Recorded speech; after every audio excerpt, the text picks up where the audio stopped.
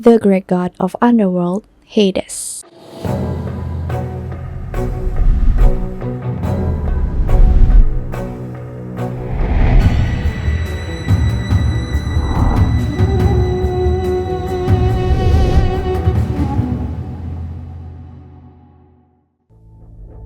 Putra pertama dari Titan Kronos dan Rhea, pria tertua dari Olympians, dewa inti di mitologi Yunani, anak keempat yang lahir dari keenam Olympians asli. Penguasa Underworld satu ini jadi dewa favoritnya Geek Squad nih.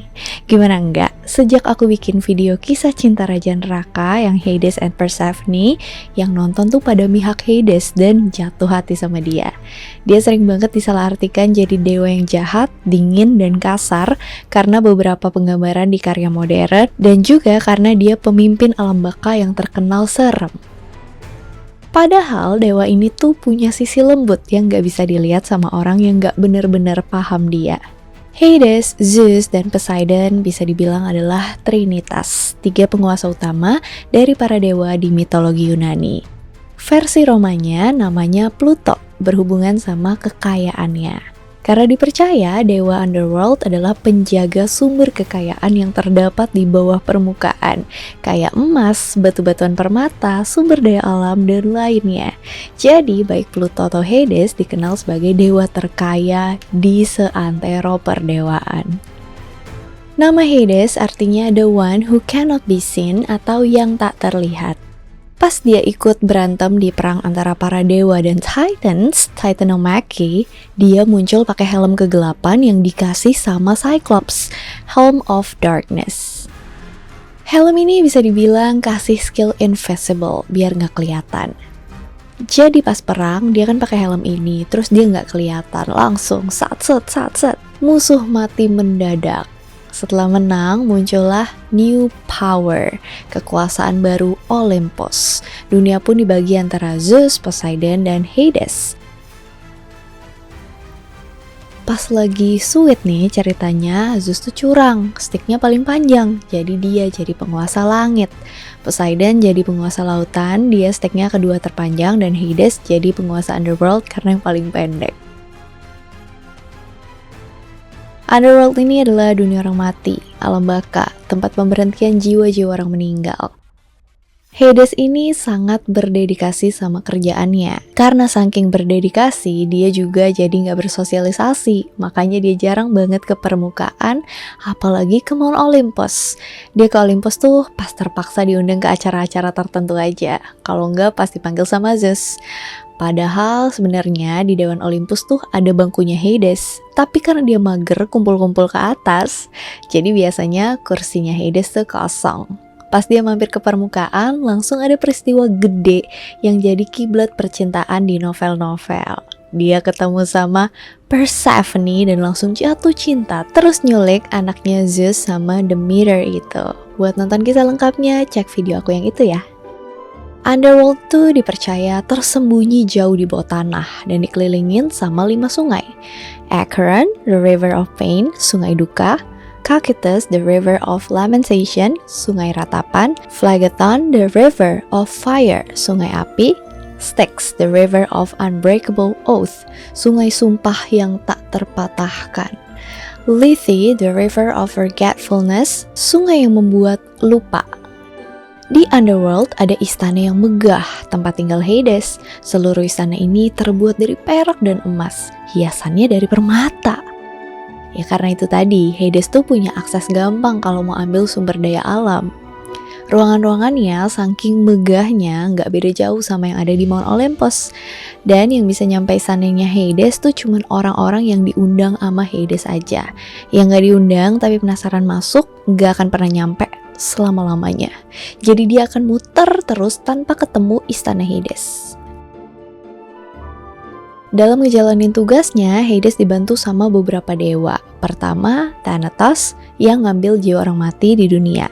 Habis itu arwahnya bakalan dibimbing sama Hermes buat masuk ke Underworld.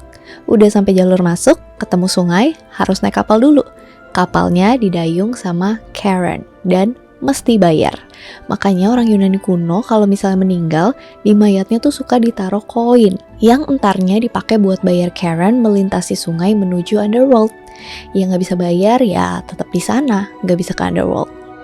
Setelah lewatin sungai, sampailah di gerbang dan bakalan ketemu anjing gede banget kesayangannya Hades. Anjing kepala 3 penjaga gerbang neraka, Cerberus.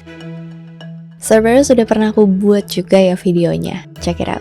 Ada juga The Judges of Death atau para juri kematian, yaitu King Minos, Rhadamanthus, dan Aeacus.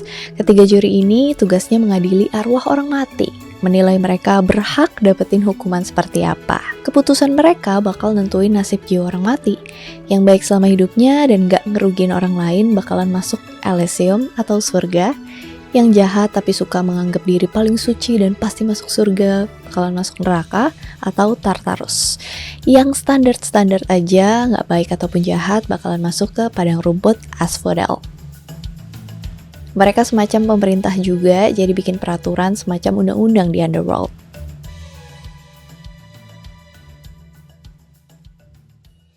Selain ada Judges of Death, ada juga Erinyes.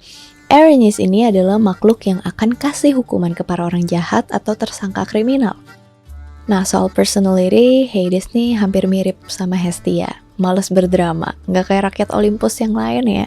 Hidupnya tuh drama mulu. Dia tuh paling males ikut-ikutan kalau ada affair. Ada saat dimana dia naik ke permukaan juga pas King Sisyphus menipu kematian.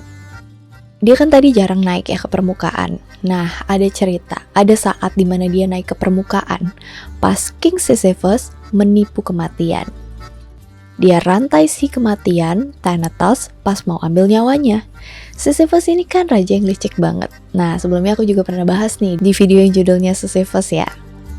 Nah, karena dia rantai si Thanatos, jadi pada saat itu nggak ada orang yang mati.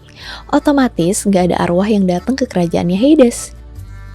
Hades bingung dong, loh kok sepi?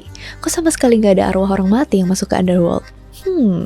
Tercium nuansa fishy. Dia pun ikut tertipu, sama kayak manusia biasa. Ujung-ujungnya Sisyphus dihukum deh. Dan hukumannya berlangsung untuk selama-lamanya. Hukumannya apa? Cek aja di video aku yang itu. Hades juga pernah mampir ke Olympus abis dilukain sama Hercules. Dia nyari nektar sama ambrosia, unsur-unsur yang bisa bikin abadi. Ini buat nyembuhin luka-lukanya. Dia juga muncul di kisah cinta Orpheus, musisi Yunani pertama, sama Eurydice. Ini juga pernah aku bahas, go check it out. Kisah cinta Orpheus nih kurang terkenal banget ya, padahal salah satu yang paling sweet dan romantis. Di sini Hades kayak kejam banget ke pasangan itu, padahal sebenarnya dia cuma ngejalanin tugasnya dan bersikap tegas. Penggambaran Hades di karya seni, baik di lukisan maupun patung-patung, selalu nampilin Hades dengan raut wajah serius. Auranya serem-serem, misterius, cool gimana gitu. Dia juga sering digambarin ditemenin sama Cerberus. Senjatanya itu Bident, kayak galah tapi tajamnya itu 2, kayak garpu rumput. Kalau Poseidon kan 3, jadi namanya Trident, ini Bident. Di Yunani kuno, Hades adalah salah satu dewa yang dihormati. Orang-orang zaman dulu tuh takut banget sama Hades. Mereka bahkan takut nyebut namanya. Kayak di dunia Harry Potter yang takut nyebut nama Voldemort. Dipercaya orang zaman dulu tuh kalau nyebut namanya bakalan mempercepat kematian mereka. Pas orang-orang kasih persembahan atau kurban, mereka tuh nunduk, takut banget ngeliat altar. Kayaknya image-nya tuh serem banget ya. Sampai tadi di awal kan aku sempat bilang ya kalau penggambaran dia di karya seni modern tuh selalu jahat, saking auranya gelap, cool, misterius gitu. Padahal sebenarnya dia tuh nggak jahat, dia cuma sangat tegas. Dia fokus sama tugasnya buat mimpin Underworld dan dia bertanggung jawab sama kerjaannya. Jadinya gitu. Tapi ada beberapa kali dia nunjukin sisi soft di dirinya loh. Waktu dia fall in love sama Persephone. Persephone tuh dijadiin ratu Underworld dan berkuasa bareng dia. Persephone juga dibuatin taman yang sangat indah di Underworld supaya dia betah. Dia juga gak ada tuh yang namanya selingkuh-selingkuh kayak dewa-dewa lain. Bisa dibilang hampir gak ada affair. Sangat setia sama satu orang. Meskipun ada satu versi cerita di mana dia selingkuh sama nymph yang namanya Menth. Tapi beberapa versi juga nyebutin kalau hubungannya sama Menth itu sebelum dia kenal sama Persephone. Anyway, mau yang manapun tetap aja dia nggak bisa dibandingin sama kedua saudaranya, si Zeus sama Poseidon yang gatel banget kayaknya. Segala diembat dari dewi, manusia, peri, sampai hewan. Kompas moralnya beda. Hades juga nunjukin sisi softnya pas di kisah Orpheus Eurydice tadi, dimana dia sempet kasihan sama Orpheus.